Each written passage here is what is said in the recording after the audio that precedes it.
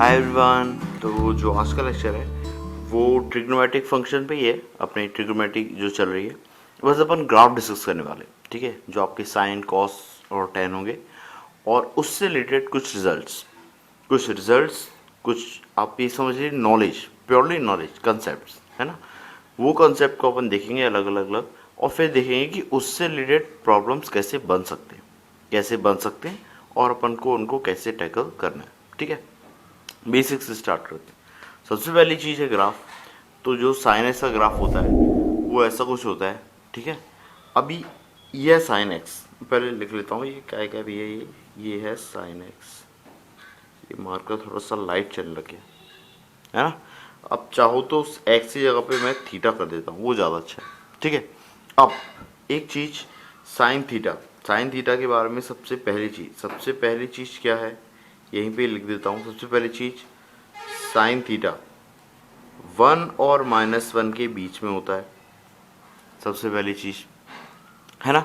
अब थीटा की वैल्यू क्या क्या हो सकती है, तो आप देख रहे हो थीटा की वैल्यू तो सारी वैल्यूज पॉसिबल है ना। जीरो से लेके मैं हर वैल्यू पे चेक कर रहा हूँ, तो हर वैल्यू के लिए मेरे को एक कर्व पूरा का पूरा एक पॉइंट जरूर मिल रहा है, आउटपुट जरूर मिल रहा है ना। तो थीटा तो हर वैल्यू के लिए, मतलब थीटा कुछ भी हो सकता है। तो मैं ऐसा लिख लेता हूँ, जो मेरा थीटा है वो क्या कर रहा है, मेरे को हर चीज मतलब हर चीज इंक्लूड कर रहा है ना। मतलब थीटा में कुछ भी ले सकता हूँ। इसको हम लोग क्या बोलते हैं, डोमेन। इसको क्या बोलते हैं, डोमेन भी बोलते हैं। तो डोमेन ऑफ साइन थीटा या डोमेन ऑफ फंक्शन वो कितनी है मेरी आर।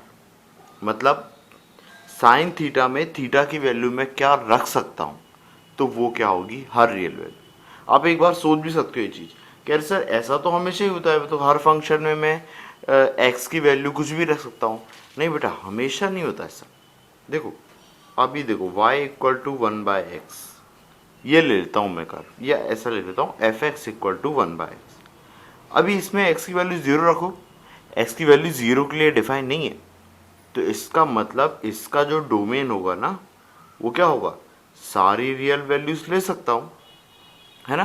सारी रियल वैल्यूज ले सकता हूँ, पर क्या नहीं ले सकता, मैं जीरो नहीं ले सकता। समझ में आया है ना। ऐसे ही लॉग एक्स, तो लॉग एक्स में क्या होता है, जैसे ही मैं लॉग एक्स लिखता हूँ, है ना। तो log x में ये log x, ये कभी भी x की नेगेटिव वैल्यू के लिए डिफाइन नहीं होता, जिसके लिए नेगेटिव वैल्यू के लिए डिफाइन नहीं होता। तो इसका मतलब जो डोमेन होगा वो क्या होगा मेरा, भाई x greater than zero. x क्या है, x ग्रेटर देन जीरो, इस तरीके से। और फिर आप यहाँ पे भी कंट्रीब्यूट करते हो कि ये नीचे भी जो बेस में है, बेस में मेरा एक वेरिएबल होता है a, और ये a भी किसी चीज़ को, तो आप a की भी वैल्यू डिफाइन करते हो, ठीक है। तो वो अलग चीज़ है, अभी उस पर नहीं जा रहा हूँ मैं, ठीक है। मैं आपको बस बेसिक चीज़ बता रहा हूँ कि इसमें जो x है वो x क्या होता है मेरा, ग्रेटर देन जीरो। सेम अगर मैं ऐसा फंक्शन ले लूँ, क्या, रूट ऑफ x, ऐसा कुछ, तो ये x नेगेटिव वैल्यू के लिए नहीं होता। मतलब मैं अगर रियल वैल्यूज़ की बात कर रहा हूँ, रियल वैल्यूड फंक्शन की बात कर रहा हूँ, तो x नेगेटिव वैल्यू के लिए नहीं होता। तो इसका मतलब इसका डोमेन क्या होगा, सारी वैल्यूज़ नहीं होंगी, इसका डोमेन होगा x greater than equal to zero. तो x हमेशा रियल नंबर्स नहीं होता, लेकिन इस केस में है। इस केस में मैं सारी रियल वैल्यूज़ ले सकता हूँ, है ना। अब जो मुझे आउटपुट में मिलता है, मतलब मैंने वैल्यू पुट की और आउटपुट में मिलता है, उसको क्या बोलते हैं, रेंज। ठीक है। तो रेंज के नाम पे हमको क्या मिल रहा है, बस 1 से -1। ये देखो साइन थीटा क्या है, 1 से -1 ही मिल रहा है, इसके बाहर नहीं जा रहा है, इसके बाहर कहीं भी नहीं जा रहा है। तो रेंज में क्या लिखूंगा कि इसकी -1 से 1 ही है, बस इतने तक ही आउटपुट दे सकता है, इसके बाद ये नहीं दे सकता। ठीक है, ये चीज़ क्लियर है इतनी, है ना। तो ये डोमेन और रेंज मिल गया। अब आप ये भी देख रहे हो कि ये तो ऑसिलेट हो रहा है, मतलब कि ये है ना, एक एक पीरियड के बाद में है ना, ये क्या हो रहा है, सेम जा रहा है, ठीक है। तो वो पीरियड क्या है, जैसे कि जीरो से मैं देखूं, जीरो से ये चला और 2 पाई, फिर 2 पाई के बाद में देखो फिर से सेम आ गया, है ना, ये फिर से सेम आ गया। तो जीरो से 2 पाई इसका क्या हो गया, पीरियड हो गया, है ना। तो इसी चीज का मैं पीरियड लिख सकता हूँ क्या, 0 से 2 पाई, या फिर सॉरी ऐसा नहीं, ये पीरियड होगा 2 पाई का, ऐसा, ये 0 से 2 पाई नहीं, ये क्या पीरियड क्या होगा 2 पाई। क्लियर है ना? ये कुछ बिल्कुल बेसिक चीज़ें हैं, कुछ इसकी बेसिक चीज़ें, ठीक है। इसके बाद में और चीज़ें अपन देखते हैं, जैसे कि साइन थीटा 0 कब हो रहा है। साइन थीटा 0 देखो आप, साइन थीटा 0 कब कब हो रहा है, एक तो 0 पे हो रहा है, फिर पाई पे हो रहा है ना, फिर 2 पाई पे हो रहा है, फिर 3 पाई पे हो रहा है, ऐसे करते करते जा रहा है। इधर भी देख रहा हूँ तो माइनस पाई पे हो रहा है, -2 पाई पे हो रहा है ना। तो ऐसा भी लिख सकता हूँ माइनस पाई और -2 पाई, ऐसा सा करके, ठीक है। तो साइन थीटा, इसको मैं ऐसा भी तो लिख सकता हूँ n पाई, है ना, जिसमें n क्या है मेरा, एक इंटीजर है, n क्या है, इंटीजर। तो मैं क्या लिख सकता हूँ कि साइन थीटा अगर 0 है तो इसका मतलब थीटा क्या है मेरा, n पाई, थीटा क्या है n पाई, जिसमें n क्या है मेरा, एक इंटीजर, n क्या है, इंटीजर। एक सॉल्यूशन है, मतलब अगर मेरे से कोई पूछता है कि साइन थीटा 0 कब कब होता है, तो साइन थीटा 0 कब कब होता है, n पाई पे। n की वैल्यू आप कोई भी इंटीजर रखो तो वो सारी वैल्यूज पे मेरा थीटा क्या होगा, 0 होगा, साइन थीटा क्या होगा, 0। अब वो इसी चीज में एक चीज आपसे क्या पूछ सकता है कि एग्जांपल मैं लेता हूं कि साइन थीटा इक्वल टू 0, आप बताओ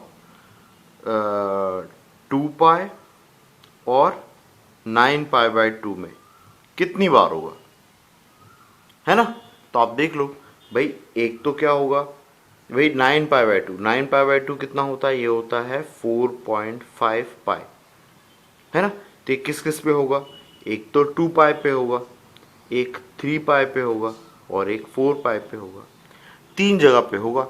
अब वो पूछ रहे नंबर ऑफ सॉल्यूशन क्या होंगे इस इक्वेशन के, तो कितने सॉल्यूशन होंगे, 1 2 3 होंगे, ठीक है। तो इस तरीके से आपको क्वेश्चन बन सकता है ना। वो क्या बोलते हैं, find the number of solution of sine theta equal to 0 in the interval 2 pi से 9 पाई बाई 2, है ना। तो आप क्या बोलोगे कि भैया 2 पाई 3 पाई 4 पाई, 3 जगह पे ये 0 हो रहा है ना, 3 जगह पे 0 हो रहा है। तो नंबर ऑफ सॉल्यूशन क्या होगा, 2 पाई 3 पाई 4 पाई।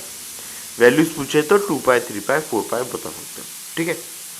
ये अपन ने 0 के लिए देख लिया। अभी सेम अपन देखते हैं कि मान लीजिए एक और बेसिक क्या क्वेश्चन आ सकता है, साइन थीटा 1 कब होगा। तो साइन थीटा 1 के लिए भी देख लो आप कि साइन थीटा 1 कब कब हो रहा है। देखो एक तो, एक सेकंड रुकना, इसको थोड़ा सा नीचे कर लेते हैं। हाँ, इसमें क्या है मेरा, ये 1 हो रहा है, ये यहाँ पे, फिर एक यहाँ पे, अब ये पॉइंट क्या है, पाई बाई 2, फिर 5 पाई बाई 2, लिखते चलते हैं अपन। ये कितना हो रहा है, एक तो हो रहा है पाई बाय 2 पे, फिर एक हो रहा है 5 पाई बाय 2 पे, ठीक है। तो अगला आप बता सकते हो भाई, अगर इसमें देख रहे हो आप कि ये कितना पाई बाय 2 पे है, 5 पाई बाय 2 पे है, 7 पे नहीं है तो 9 पे होगा। तो आप अगला सॉल्यूशन क्या बोल सकते हो, 9 पाई बाय 2 पे होगा। अब आपको एक पैटर्न समझ में आ रहा होगा कि भाई सब में 4 4 4 4 जुड़ते जा रहे हैं, तो अगला क्या होगा, 13 पाई बाय 2, है ना। ऐसे करके चलता रहेगा।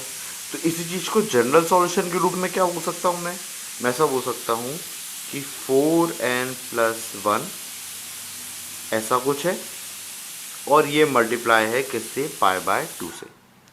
तो n की वैल्यू में अगर कोई भी इंटीजर रखूँगा, n की वैल्यू में अगर कोई भी इंटीजर रखूँगा तो मेरे को साइन थीटा 1 मिल जाएगा। आया समझ में। हाँ, तो इसी चीज़ का जो सॉल्यूशन हो गया वो क्या हो गया कि थीटा मेरा है कितना, 4n+1 पाई बाय 2, और जिसमें मेरा n बिलोंग कर रहा है किसी भी इंटीजर को। ये चीज़ समझ में आ गई। ये किसके लिए है, जब मेरा साइन थीटा कितना है, सॉरी 1, कितना है 1, है ना। अब एक और चीज़ अपन देख लेते हैं एक बार, साइन थीटा -1 कब होगा, है ना। सेम अपन देखते हैं कि साइन थीटा कितना होगा, -1। अभी साइन थीटा ये हो गया -1 के लिए। तो -1 के लिए देखो, अब जैसे ही इसको देख रहा हूँ, देखिए ये रहा अपना ग्राफ, -1 है ये पॉइंट पे, मतलब 3π/2 और -π/2, है ना। तो ये लिखते चलता हूँ, साथ साथ में लिखते चलता हूँ कि भाई पहला सॉल्यूशन तो क्या है ना, ये कितना है -π/2, है ना। अगला क्या है 3π/2, और आप खुद ही पैटर्न बता सकते हो कि मैं क्या कर रहा हूँ, 4 4 4 4 4 4, तो अगला क्या होगा 7π/2, फिर अगला क्या होगा 11π/2। तो आप ऐसा ही बोल सकते हो कि सर ये 4 के नंबर के डिफरेंस से बढ़ रहा है, लेकिन एक्चुअल में क्या हो रहा है, अगर मैं इसको देखूं, ध्यान से देखूं, तो क्या है, 4 तो हो रहा है भाई, 4n से तो बढ़ रहा है, लेकिन यहाँ +1 नहीं हो रहा है, एक तरीके में -1 हो रहा है। आप इसको 4n-1 लो तो वो ज़्यादा बेटर ऑप्शन बताएगा आपको, ठीक है। 4n-1π/2। अब देखो, अब इसमें आप n की वैल्यू पुट करो तो आपको आ जाएगा भैया, आप अगर n की वैल्यू आपने 0 पुट की तो ये कितना आएगा -π/2। तो सी बात है भाई, 0 क्यों पुट की, कि भाई पहला सॉल्यूशन कहाँ चाहिए मेरे को, तो -1 पहला सॉल्यूशन में मेरे को कहाँ पे मिल रहा है, -π/2, कहाँ पे -π/2। फिर अगला कहाँ पे मिल रहा है -1 3π/2, तो n की वैल्यू क्या पुट की अपन ने, 1 पुट की, है ना। फिर उसके बाद अगला कहाँ पे मिल रहा है 7π/2, फिर n की वैल्यू 2 पुट की, इस तरीके से, ठीक है। तो अपना जो जनरल सॉल्यूशन आया वो कितना आया मेरा, 4n-1π/2, ठीक है। हाँ, तो ये भी लिख लो, ये भी लिख लीजिए आप, ये कितना आ गया थीटा मेरा 4n-1π/2, ठीक है। होपफुली इतना क्लियर है। n मेरा क्या होगा, वही इंटीजर को बिलोंग कर रहा है, ठीक है। अब इसी तरीके से अभी अगर मैं देखूं यहाँ पे कि मेरा, अभी मैंने बेसिक चीज़ देख ली, अब सोचो, अब ऐसा नहीं हो, -1 1 ये तो कॉमन हो गया। अब मान लीजिए आपसे पूछा जा रहा है कि 1/2 कहाँ पे होगा, कहाँ पे 1/2, ठीक है। तो अभी 1/2 तो मेरे को नहीं दिख रहा है यहाँ पे, मेरे को 0 1 और -1 तो दिख रहे हैं, पर -1 तो नहीं दिख, 1/2 तो नहीं दिख रहा है। तो मैं मान लेता हूँ, मैं क्या करता हूँ, एक मान लेता हूँ कि जो 1/2 है वो यहाँ कहीं पे होगा, है ना। तो मैं ऐसा करता हूँ, 1/2 पे एक लाइन खींच देता हूँ, ये मैंने एक लाइन खींच दी ऐसे करके, ठीक है। अब तो मेरे को ये ऐसे करके पीछे भी जा रही होगी, ठीक है। अब तो मेरे को समझ में आ रहा है कि 1/2 ये कहाँ कहाँ पे हो सकता है ना। देखिए, एक तो यहाँ पे हो सकता है, ये यहाँ पे हो सकता है, एक यहाँ पे हो सकता है, एक यहाँ पे हो सकता है, यहाँ पे हो सकता है, यहाँ पे हो सकता है। अब इसकी वैल्यू क्या होगी, तो ये मेरे को पहली तो पता है भाई, 1/2, ये 1/2 अगर है तो पहला कहाँ पे होता है, π/6 पे, π/6 मतलब कितना, 30 डिग्री, कितना 30 डिग्री, तो π/6। और अगला क्या होगा, ये वाला, तो ये कितना होता है भाई, सोचो ऐसा कि थीटा में से कितना माइनस करूं भाई, ये सिमेट्रिक फंक्शन है, तो 0 से यहाँ पे कितना π/6 प्लस किया, तो आप पाई से क्या कर दोगे, π/6 माइनस कर दोगे, है ना। क्या कर दोगे, पाई से आप π/6 माइनस कर दोगे, है ना। फिर सेम यहाँ पे देखोगे तो 2π से आपने π/6 ऐड किया, और 3π से आपने क्या किया, π/6 सब्ट्रैक्ट किया। ये दो भी सॉल्यूशन मिल रहे हैं। देखो सॉल्यूशन आपको किस तरीके से मिल रहा है, अब अपन देखते हैं।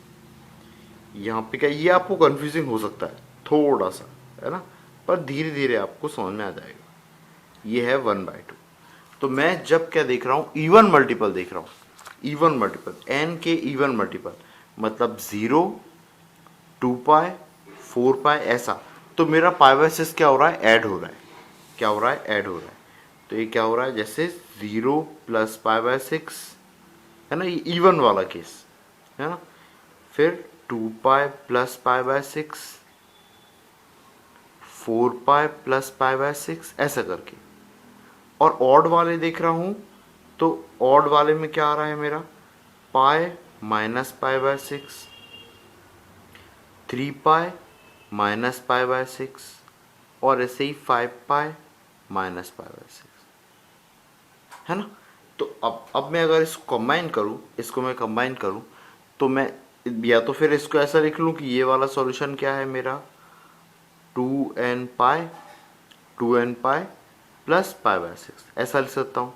और इस वाले को क्या लिख सकता हूँ, भाई एन की वैल्यू मैंने क्या पुट की, जैसे मैंने जब एन की वैल्यू 0 पुट की तो ये मिला, फिर एन की वैल्यू 1 पुट की, इसमें एन की वैल्यू कुछ भी लिख सकते हो, इसको 2n+1 भी लिख सकते हो, 2n-1 भी लिख सकते हो, जो भी आप चाहो, -1 लिख लो, +1 लिख लो, है ना। और यहाँ पे क्या आ जाएगा, माइनस आ जाएगा, क्या आ जाएगा, माइनस।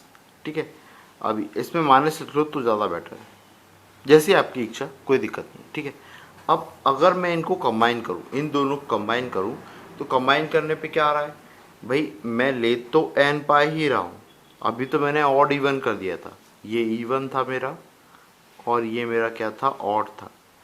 अब मैं दोनों चीज़ों को कंबाइन करूँ तो क्या आ जाएगा, एन पाई आ जाएगा, प्लस आ जाएगा, माइनस साइन डिपेंड कर रहा है एन की वैल्यू पे, माइनस साइन किसकी वैल्यू पे डिपेंड कर रहा है, एन की वैल्यू पे, तो -1 की पावर क्या लगा दिया, एन। ये मैं करता हूँ, ये एक बहुत ही सिंपल सा कंसेप्ट है कि जब भी जो माइनस साइन है वो मेरा चेंज होता है अकॉर्डिंग टू इवन और ऑड, तो मैं एन लिख देता हूँ पावर, है ना, कि अगर इवन के लिए वो प्लस हो रहा है तो -1 की पावर इवन क्या हो जाएगा, 1 हो जाएगा, तो अपना प्लस साइन आ जाएगा, और ऑड के लिए नेगेटिव हो रहा है तो -1 की पावर ऑड। अभी वो उल्टा हो जाए कि ऑड के लिए मेरा पॉजिटिव हो रहा है, इवन के लिए नेगेटिव हो रहा है, तो n+1 कर देना या n-1 कर देना। ठीक है, सिंपल सा लॉजिक है। ठीक है, ये कर दिया, और यहाँ पे क्या लिख दिया, π/6, क्या लिख दिया, π/6। ठीक है, ये मेरा बन गया जनरल सॉल्यूशन।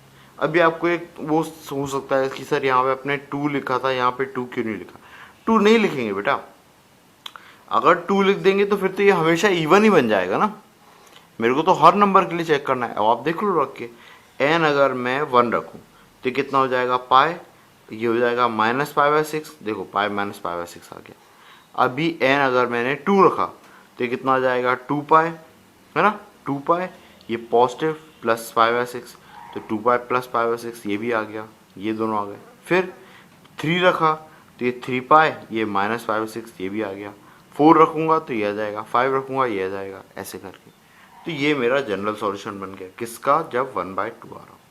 ठीक है, तो थीटा क्या होगा मेरा, n pi plus -1 to the power 1, -1 to the power n, और ये π/6। ठीक है, ये मेरा थीटा की वैल्यू है ना। ठीक है, अब इसी तरीके से 1/2 है। अभी आपको लगे कि सर 1/3 कब होगा या √3/2 कब होगा, तो वैसे ही अभी आपको ऐसा लगेगा कि सर 1/3 की वैल्यू तो नहीं पता, तो 1/3 की नहीं पता तो कोई बात नहीं, आप अगर यहाँ पे 1/3 लिखोगे तो यही थीटा को सॉरी यही जो आपने π/6 लिख रखा है ना, इसकी जगह पे लिख देना साइन इनवर्स 1/3, क्या लिख लोगे, साइन इनवर्स 1/3। ठीक है, अगर यही चीज़ आपकी ऐसी आ जाए, आपका नेक्स्ट क्वेश्चन क्या आ जाए कि साइन थीटा आपका 1/3 कब होता है ना, तो आप क्या लिखोगे, आपका थीटा क्या होना चाहिए, n pi plus -1 to the power n, और यहाँ पे साइन इनवर्स 1/3, ऐसा। ठीक है, ऐसा आप लिख सकते हो। ठीक है, होपफुली इतना क्लियर हुआ आपको। ठीक है, कि कैसे करना है ना। और ये सॉल्यूशन पता करना है तो आप क्या करते हो, एक लाइन खींचते हो। ठीक है, ये चीज़ अपन आगे जब क्वेश्चन सॉल्व करेंगे तब और यूज़ करेंगे। ठीक है, तो ये बिल्कुल बेसिक आइडिया हुआ साइन के बारे में, कि साइन के आपको जनरल सॉल्यूशन निकालना है तो कैसे निकालना है। ठीक है, उसके बाद अपन कॉस का भी देखते हैं और कुछ प्रॉब्लम्स देखते हैं। ठीक है, कॉस और टेन का देखते हैं। ठीक है, हाँ अब देखो मैं एक और एग्जांपल डिस्कस कर लेता हूँ इसी में, कि साइन थीटा मेरा क्या है, मान लीजिए -1/2। ये केस भी आपको ऐसा लगेगा कि सर -1/2 के लिए क्या करेंगे, थोड़ा बहुत तो चेंज होगा। ठीक है, अब देखिए नेगेटिव के लिए मैं आपको एक बात बताना चाहता हूँ कि जब मेरी वैल्यू नेगेटिव आती है तो साइन थीटा नेगेटिव होता कब है। आप देखो, ये है मेरा पहला क्वाड्रेंट, ये है मेरा सेकंड क्वाड्रेंट, ये है मेरा थर्ड क्वाड्रेंट, ये है मेरा फोर्थ क्वाड्रेंट। अभी आप देखोगे ये फर्स्ट है, ये सेकंड है, तो इसी के सेम फर्स्ट के जस्ट पहले यहाँ पे भी फोर्थ क्वाड्रेंट आ रहा होगा, फिर थर्ड आ रहा होगा, इस तरीके से, है ना। तो जो मैं बेसिक आइडिया लेता हूँ जिसमें मेरे को कंटिन्यूस साइन थीटा ग्राफ मिल रहा हो और रेंज भी मेरे को क्या मिल रही हो, -1 से 1 मिल रही हो, क्या -1 से 1 मिल रही हो। तो ऐसा कौन सा पीरियड है, ऐसा है मेरा -π/2 से π/2, है ना। भाई अपना बेसिक पीरियड बेसिक क्वाड्रेंट कौन सा है, 1, ये इंक्लूड हो रहा हो। और इसके अलावा ऐसा आप कौन सा एक और क्वाड्रेंट ले लो जिससे आपका साइन थीटा की पूरी वैल्यूज आ जाए -1 से 1, तो आप कौन सा लोगे, फोर्थ। सेकंड थोड़ी लोगे, सेकंड अगर ले लोगे तो 0 से 1 तक ही मिल रहा है, तो 1 तक से 0 नेगेटिव तो मिल ही नहीं, तो आप फर्स्ट और फोर्थ वाले को लेते हो। तो अगर मैं नेगेटिव वैल्यूज की बात करूंगा तो नेगेटिव वैल्यू मैं कहाँ ले रहा हूँ, माइनस एंगल के साथ ले रहा हूँ, किसके साथ में, माइनस एंगल के साथ में, ठीक है। तो मेरे को पता है साइन थीटा 1/2 किस पे होता है, π/6 पे। तो साइन थीटा -1/2 कब होगा, -π/6 पे, कब, -π/6। तो इस केस में जो मेरा पहला सॉल्यूशन आ रहा होगा वो थीटा क्या आ रहा होगा, -π/6। ऐसे ही और भी आएंगे। वैसे और कौन कौन से आएंगे, देखो अगर मैं लाइन ड्रॉ करूं, यही मैं लाइन ऐसी ये वाली सेम -1 की लाइन ड्रॉ करूं, तो ये ऐसे करके देखो और भी बहुत सारे सॉल्यूशन मिलेंगे ना, है ना। लेकिन सबसे बेसिक कौन सा मिल रहा होगा, ये नेगेटिव वाला, है ना। फिर अगला क्या मिल रहा होगा, पाई के बाद में प्लस हो रहा होगा। पहले पाई के साथ में माइनस हो रहा था, अब पाई के साथ में प्लस हो रहा है। और 2 पाई के साथ में पहले प्लस हो रहा था, इस बार अब माइनस हो रहा होगा, है ना। तो देखो मेरा जो सॉल्यूशन लिखने का तरीका है ना वो चेंज नहीं होगा, वो तो वही रहेगा। भाई पहले मेरा थीटा कितना आ रहा था, π/6, तो π/6 लिखा है यहाँ पे। अभी मेरा क्या आ रहा है, -π/6, तो यहाँ पे क्या लिख दूंगा, -π/6। बाकी सब कुछ सेम ही रहेगा। -π/6 लिखने पे यहाँ का जो प्लस साइन है वो क्या हो जाएगा, माइनस, वो ऑटोमेटिकली हो गया क्योंकि वैल्यू वैसी आ रही थी, आंसर मेरा वैसा आ रहा था, ठीक है। तो सेम इसका भी आप जब सॉल्यूशन लिखोगे तो ये भी क्या आएगा, इसका सॉल्यूशन फाइनली कि थीटा मेरा क्या हो रहा है, इसका थीटा भी क्या हो रहा है, n π प्लस -1 की पावर n, और जब 1/2 था तब π/6 आ रहा था, या भी क्या जाएगा, -π/6। ये चीज समझ में है आपको, है ना। वही सिंपल सा फैक्ट है ना। अभी ऐसे ही अगर मेरे को ऐसा लिखा जाए क्या कि sine theta equal to sine alpha, ऐसा लिखा जाए तो आप क्या लिख लोगे, थीटा इक्वल टू अल्फा, है ना। थीटा इक्वल टू अल्फा तो होगा, लेकिन ऐसी और भी वैल्यू होंगी जहां पे आपका sine theta equal to sine alpha आ रहा होगा, और वो क्या होंगी आपकी, सेम n π प्लस -1 की पावर n, और यहाँ पे क्या, अल्फा, कितना, अल्फा। आपको बिल्कुल टेंशन लेने की जरूरत नहीं है कि अल्फा पॉजिटिव होगा या नेगेटिव होगा, अभी डिस्कस किया ना, पॉजिटिव होगा तब भी आ जाएगा और नेगेटिव होगा तो भी बाय डिफॉल्ट आ जाएगा, है ना। मैंने -π/6 लिया, इससे आप खुद देखोगे, आप रख के देख लो। अगर n की वैल्यू में क्या रखूं, 1 रखूं, n की वैल्यू 1 रखने पे ये कितना हो रहा है, ये हो रहा है पाई, है ना। ये कितना हो रहा है, 1 रखने पे ये -1 आ रहा है, क्या आ रहा है, -1, और ये -π/6, तो ये कितना हो रहा है, पाई प्लस π/6 हो रहा है ना। अब इसको देख लो, एक सेकेंड, सॉरी, इसको देख लो, ये है पाई, और पाई पे π/6 आपने ऐड किया तो आपको ये पॉइंट मिल गया, है ना, पाई प्लस π/6। फिर ऐसे ही 2 पाई रखोगे तो पहले ऐड हो रहे थे, अब क्या हो जाएंगे, सब्ट्रैक्ट हो जाएंगे, क्या हो जाएंगे, सब्ट्रैक्ट, ठीक है। होपफुली ये चीज़ आपको समझ में आई हो, ठीक है। अब इसी पे ही एक प्रॉब्लम डिस्कस करते हैं अपन, है ना, कि किस तरीके का क्वेश्चन आ सकता है, ठीक है। हाँ, तो देखिए इस टाइप से मेरा कोई एक प्रॉब्लम आ सकता है, find the number of solution of the following equation for theta belongs to 0 से 3 पाई। मतलब थीटा मेरा कहाँ से कहाँ तक है, 0 से 3 पाई, पूरा नहीं है, 0 से 3 पाई, 2 पाई और 3 पाई यहीं तक है, ठीक है। 0 से 3 पाई, इतने में मुझे बताना है कि नंबर ऑफ सॉल्यूशन, मतलब थीटा की ऐसी कौन सी वैल्यू रखूं 0 और 3 पाई के बीच में कि ये कितना आ जाए, ये पूरा फंक्शन क्या आ जाए, 0, सॉरी ये x नहीं है, ये थीटा कर लो, या इसको x कर लो, इसको x कर लो, ठीक है। तो आप देखो ये क्वाड्रेटिक जैसी लग रही है, मैं ऐसा करता हूँ साइन एक्स को टी रख देता हूँ या ए रख देता हूँ, साइन एक्स को ए रख दिया तो ये पूरी इक्वेशन बन जाएगी मेरी 2a² minus 3a plus 1 equal to 0।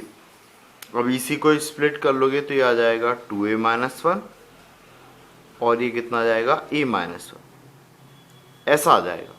मतलब a की दो वैल्यूज आ रही हैं, a की वैल्यू एक आ रही है 1/2 और a की एक वैल्यू आ रही है 1। तो अब मैं देखूंगा कि a मतलब क्या है, मेरा साइन एक्स है। साइन एक्स 1/2 0 से 3 पाई के बीच में कितनी बार आ रहा है ना। कहाँ पे आ रहा है इससे मेरे को मतलब नहीं है, कितनी बार आ रहा है। नंबर ऑफ पूछा है उसने, क्या पूछा है, नंबर ऑफ, है ना।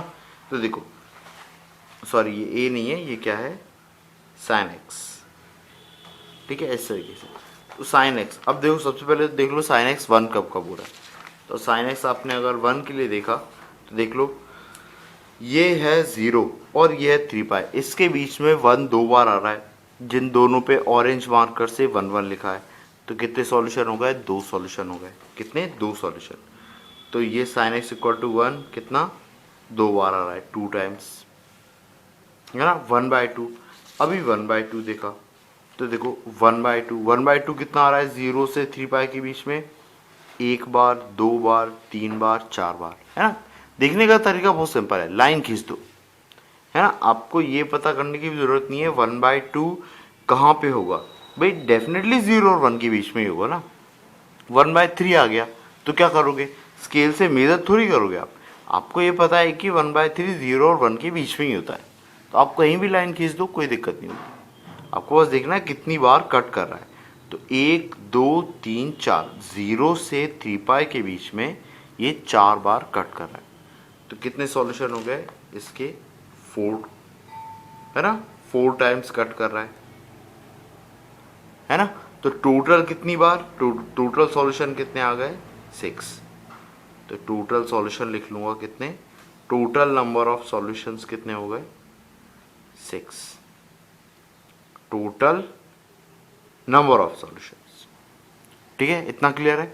ऐसे ही इसको करूंगा मैं। तो ऐसे इसको करने के लिए सबसे पहले इसको अगर मैंने सॉल्व किया, इसी को सॉल्व किया तो ये कितना है, 3 × 10 कितना, 30, है ना। तो ये 15 और 2 में टूटेगा, 15 और 2 में टूटने के बाद में ये बन जाएगा मेरा 3a माइनस 2 और a माइनस 5, ऐसा कुछ करके इक्वल टू 0। इसका मतलब a कितना आया, 2/3 आया और a आया 5। मतलब कि साइन एक्स मेरा कितना आया, 2/3 आया और साइन एक्स आया मेरा 5। अब मेरे को एक चीज़ तो सिंपल सी समझ में आ रही है कि साइन एक्स तो सर -1 से 1 के बीच में होता है, तो मतलब 5 ये वाला तो कोई सॉल्यूशन देगा ही नहीं, नो सॉल्यूशन। अभी कौन देगा, बस 2/3। 2/3 देख लो, 2/3 कहाँ पे आएगा भाई, कहीं पे भी आए पर आएगा 0 और 1 के बीच में। 2/3 क्योंकि 1 से छोटा है, तो ये देख लो 2/3 0 से 3 पाई के बीच में 1 2 3 4 बार कट करेगा। कितनी बार, 4 बार। तो इसके सॉल्यूशन कितने आ जाएंगे, 4 सॉल्यूशन। तो नंबर ऑफ सॉल्यूशन कितने आ गए इसके, 4। नंबर ऑफ सॉल्यूशन कितने, 4। इस तरीके से आप सॉल्व कर सकते हो अगर प्रॉब्लम ऐसा आता है तो, ठीक है, ओके। तो अभी के लिए इतना ही, ठीक है। और फिर आगे अपन और देखेंगे और क्या क्या टाइप से बन सकते हैं, और cos x tan x का भी देख लेते हैं, ठीक है ना। ओके, जय हिंद।